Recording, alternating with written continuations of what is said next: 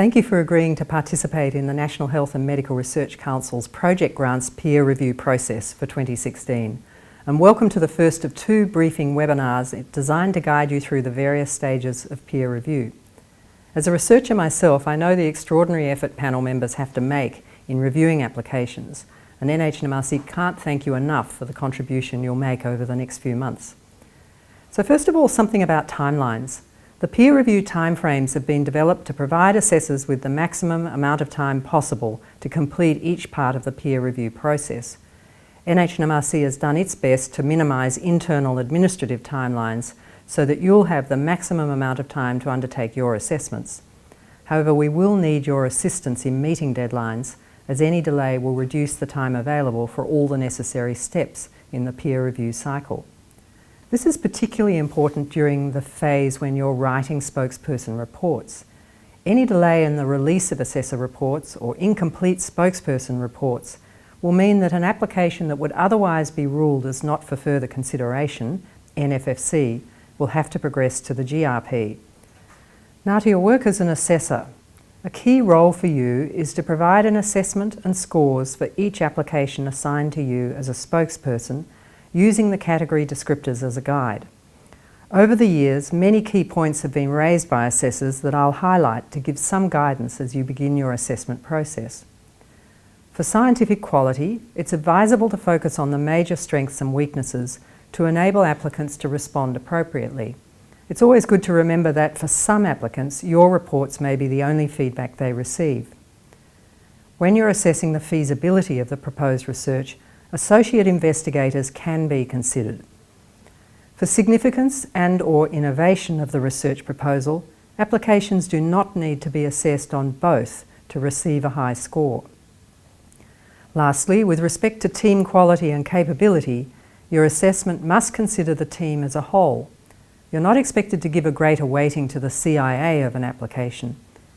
NHMRC encourages the inclusion of early and mid-career researchers as part of the CI team, and all CIs should have their research achievements assessed relative to opportunity, and with consideration given to all career disruptions highlighted in the application.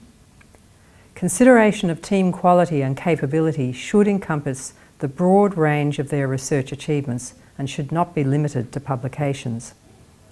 As with any peer review process, you must keep everything confidential at all times. Once again, thank you for undertaking the role of GRP member for the current project grant round. If you have any questions at any stage in the process, please don't hesitate to contact your GRP Secretariat, who will be your primary point of contact.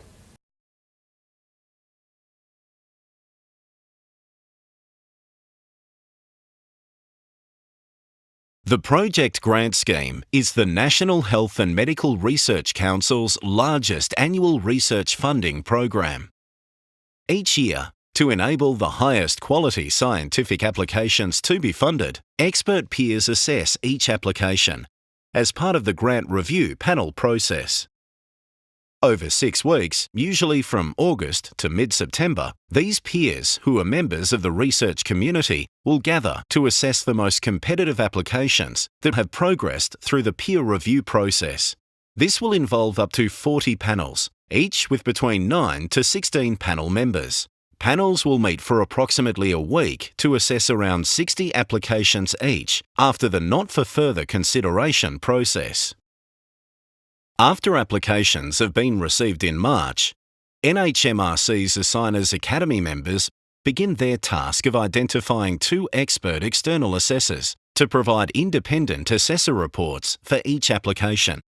Meanwhile, panel members receive their allocation of applications adjusted for conflicts of interest. A primary and secondary spokesperson will have been selected for each application.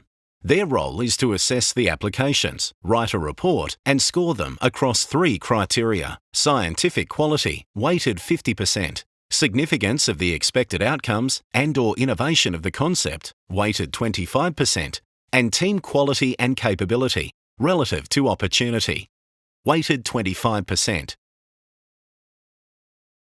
Each panellist will have been asked to act as a primary spokesperson for around 10 applications, and as secondary spokesperson for a further 10. When reviewing applications with career disruptions, panellists take into consideration that career disruption, including pregnancy, major illness, and carer responsibilities, can have long-lasting impacts on a researcher's career progression. These types of disruptions may not only impact negatively on publication rates, but can severely diminish opportunities, such as the ability to present at conferences or to establish an international reputation or apply for funding. It can also make it difficult to obtain preliminary data for grants or take on new students. Panel members need to consider the impact of a career disruption when scoring applications, and should familiarise themselves with the instructions on career disruption that are provided on the NHMRC website. Applicants receive their assessor reports and are invited to provide written responses to these reports. The rebuttal process.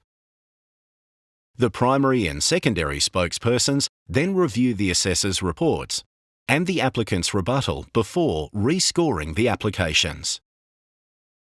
With so many applications for each panel to review, early removal of the lowest scoring bottom half, and thus the least competitive applications, will make this task a little easier and allow panellists to focus on the most competitive applications.